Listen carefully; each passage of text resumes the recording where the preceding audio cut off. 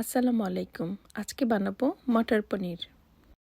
মটর পনির বানানোর জন্য প্রথমে আমি পনিরগুলোকে কেটে নিয়েছি এবং এই পনিরগুলোকে হালকাভাবে ভেজে নিব এবং পনিরগুলোকে উঠিয়ে রাখবো।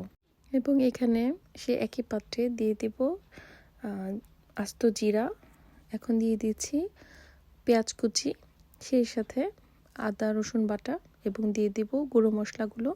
গুঁড়ো মশলার মধ্যে আমি দিয়েছি এখানে আধা জিরা, আধা চামচ ধনিয়া, আধা চামচ মরিচের গুঁড়ো এবং সামান্য একটু হলুদ, টমেটোর পেস্ট, মটরশুঁটি এবং কাসুরি মেথি দিয়ে কিছুক্ষণ রান্না করার পর সাথে দিয়ে দেব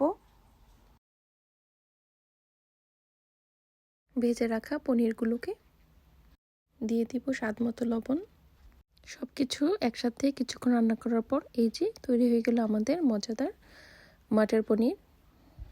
আপনারা বাসায় অবশ্যই ট্রাই করে দেখবেন আমার এই মটর পনির রেসিপিটা। সবাই ভালো থাকবেন। আল্লাহ হাফেজ।